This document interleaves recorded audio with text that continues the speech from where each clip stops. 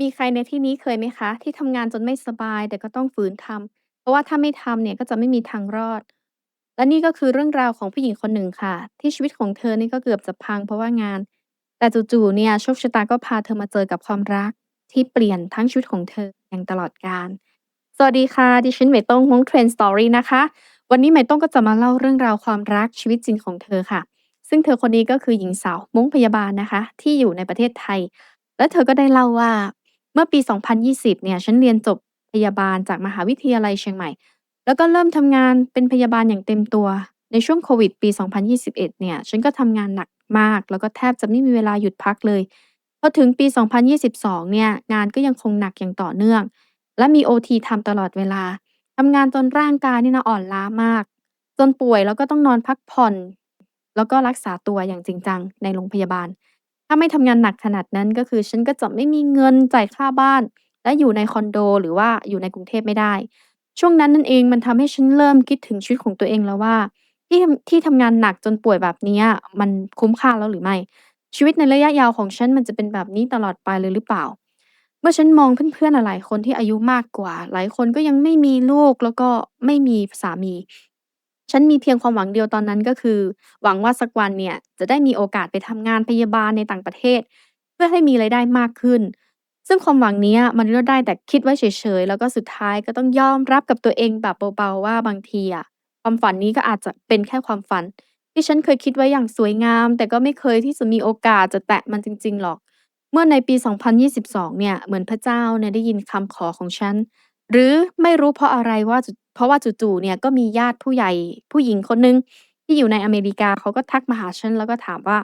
ฉันสนใจจะคุยกับผู้ชายม้งอเมริกาคนหนึ่งหรือไม่ปกติเนี่ยนะฉันก็เคยได้ยินมานะว่ามีคนรู้จักเนี่ยชอบแนะนำหนุ่มม้งอเมริกันให้รู้จักกับลูกหลานผู้หญิงม้งในไทยเนี่ยแหละแต่ก็ไม่เคยมีใครเลยนะที่จะติดต่อมาหาฉันเลยเพราะว่าส่วนมากเนี่ยพวกเขาก็จะมักสนใจผู้หญิงที่สวยแล้วก็สวยมากๆ แล้วก็ฉันเองก็รู้มานะว่าผู้หญิงม้งไทยเนี่ยไม่เหมือนผู้หญิงม้งลาวเพราะว่าเราไม่อยากจะไปอเมริกาแบบไม่เลือกใครอะแต่ก็อยากแบบว่าไม่เลือกใครก็ได้ขอแค่ได้ไปเท่านั้นน่ะแต่ว่าเราอะอยู่ในประเทศไทยเราก็มีสิทธิ์ที่จะเลือกเนาะว่าจะแต่งงานกับใคร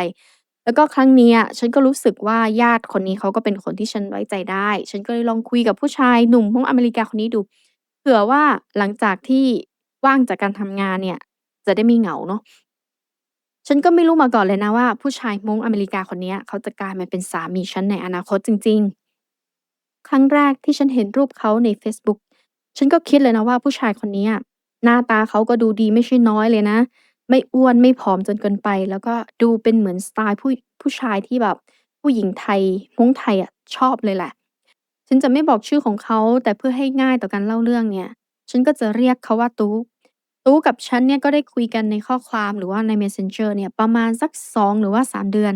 ถึงแม้ว่าเราจะไม่ค่อยเก่งภาษาม้งหรือว่าภาษาม้งของเราเนี่ยไม่ค่อยแข็งแรงมากแต่เราก็เข้าใจกันดีเพราะว่าเราเป็นคนที่ทำงานเหมือนกันแล้วก็มุมมองต่อการใช้ชีวิตเนี่ยก็คล้ายๆกันเลย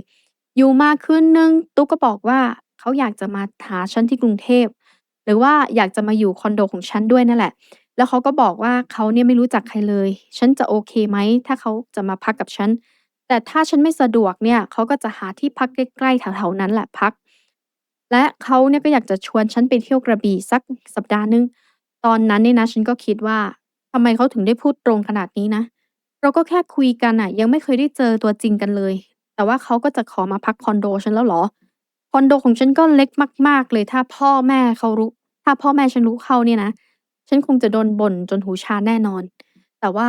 พอมาคิดดีๆเนี่ยตู้ก็ไม่ใช่คนแปลกหน้าที่เจอในอินเทอร์เน็ตนะแต่เขาเป็นคนที่ญาติของฉันน่ะรู้จักดี แล้วก็แนะนำมาให้ฉันรู้จักอีกทีพ่อแม่ของเขากับพ่อแม่ของฉันเนี่ยก็รู้จักกันด้วยฉันจึงคิดว่าบางทีอะไม่ต้องกลัวเกินไปขนาดนั้นก็ได้อีกอย่างนะเขามาคนเดียวแล้วก็ไม่รู้ภาษาแล้วก็ไม่รู้อะไรเลย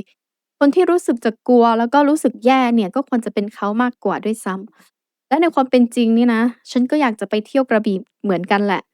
ถึงแม้ว่าเราจะอยู่ในประเทศไทยแต่สถานที่ท่องเที่ยวสวยๆแบบนั้นน่ะ หลายคนนะที่ยังไม่เคยได้ไปอะผู้ชายที่จะพาเราไปเที่ยวแบบนี้ได้อะมันก็ดูน่าตื่นเต้นดีนะและแล้ววันนั้นก็มาถึงวันที่เขาอะจะมาหาฉันจริงๆฉันทั้งดีใจตื่นเต้นแล้วก็กังวล ไม่รู้ว่าตัวจริงของเขาอะจะเป็นยังไงก็กลัวนะกลัวว่าเขาจะไม่เหมือนในรูปแต่ในใจอะก็อยากออกไปเจอเขาอยู่ดีฉันจำได้ดีเลยตอนแรกที่เห็นเขาเขาตัวสูงผิวขาวแล้วก็หล่อแบบที่เห็นในเฟซบุ๊กเลยจริงๆซึ่งในใจตอนนั้นน่ะก็คิดเลยนะว่านี่แหละผู้ชายอะที่จะมาเป็นสามีของฉันในอนาคตแต่ตอนนั้นน่ะฉันก็ยังกลัวแล้วก็ยังไม่มั่นใจในตัวเองฉันก็ไปรอรับเขาที่สุวรรณภูมิแล้วก็พาไปเที่ยวที่ไอคอนสยาม ในใจอะก็แอบดีใจมากๆแต่ก็แกล้งทำเป็นเฉยๆเพราะว่าเราเป็นผู้หญิงจะเผยความรู้สึกง่ายๆแบบนั้นไปอะมันก็ไม่ได้ก่อนที่เขาจะมาถึงเนี่ยฉันก็หาโรงแรมไว้ให้เขาแล้วล่ะแต่ว่าพอถึงเวลาจริงๆเนี่ยฉันก็เปลี่ยนใจฉันก็เลยบอกเขาว่าถ้าเขาอยากจะพักที่คอนโดของฉันเนี่ยฉันก็ไม่ว่าอะไรนะเพราะว่าเราจะได้มีโอกาสที่จะทำความรู้จักกันง่ายขึ้นเพราะว่าฉันเองเนี่ยก็หยุดงานไปเที่ยวได้แค่1อาทิตย์เองแต่ว่าเขาเนี่ยจะอยู่ที่ไทยตั้ง1เดือน ตอนที่ฉันไปทำงานเนี่ยนะเขาก็อยู่ในบ้านของฉันคนเดียวแล้วก็พอฉันเลิกงานมาเนี่ยเขาก็ออกไปเขากับฉันเนี่ยก็ออกไปกินข้าวด้วยกันเหมือนคู่รักกันทั่วไปนั่นแหละ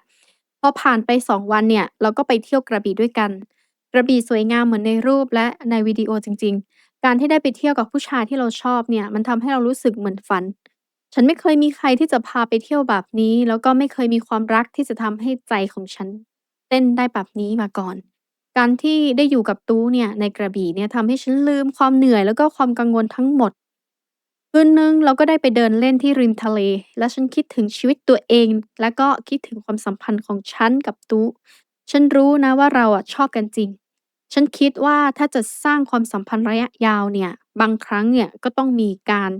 มีความชัดเจนฉันจึงตัดสินใจว่าถ้าตู้อยากจะนอนกับฉันฉันก็จะยอมเพราะว่ามันเป็นสัญลักษณ์ของความผูกพัน และการตัดสินใจร่วมกันคืนนั้นเองเรา2คนก็มีความสัมพันธ์กันแบบคู่รักครั้งแรกและรู้สึกว่าตู้เนี่ยแหละฉันรู้สึกว่าตู้เนี่ยแหละคือคนที่ฉันน่ะตามหามาตลอดฉันไม่อยากจะกลับไปทำงานเลยแล้วก็เลยโทรกลับไปบอกกับหัวหน้าว่าขอพักเพิ่มอีกสักประมาณ1อาทิตย์ได้ไหมบอกว่าทำงานหนักมากมาหลายปีแล้วก็ป่วยมาหลายครั้งหัวหน้าก็เข้าใจและอนุญาตให้พักแล้วก็ดีใจมาก แต่เวลาแห่งความสุขเนี่ยมันก็ผ่านไปเร็วเสียเหลือเกินตู้ก็จะกลับอเมริกาความรักที่อยู่ไกลอะมันทั้งหวานแล้วก็เจ็บปวดการเวลาของการจากกันเนี่ยมันทรมานมากพอๆกับเวลาที่มีความสุขอยู่ด้วยกัน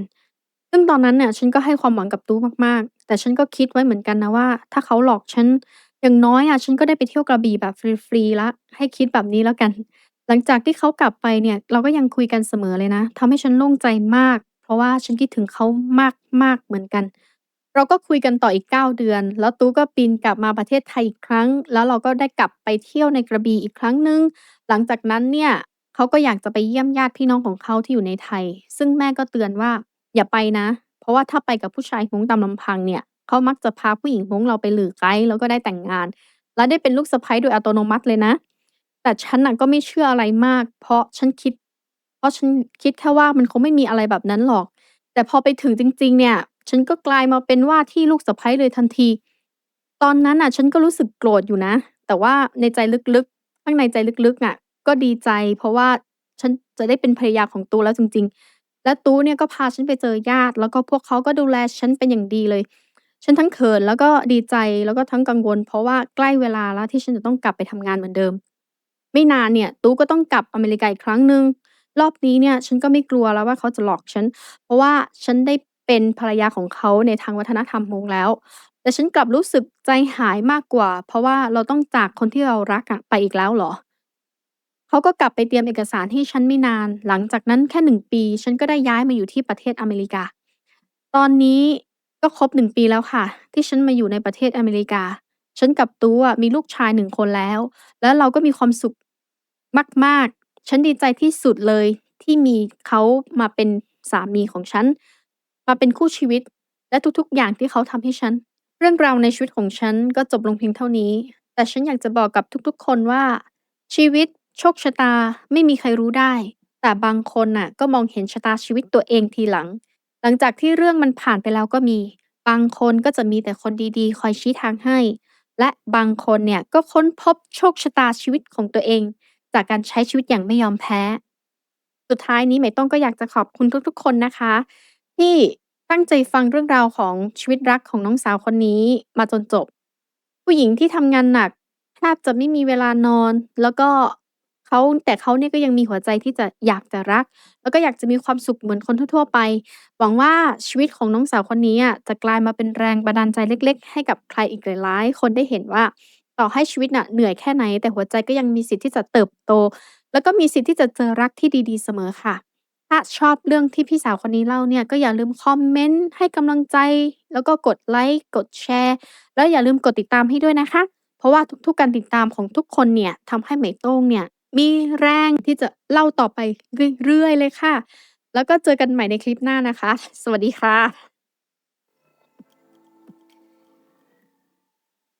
我照着那速度，我到了晒个 ra video 呢。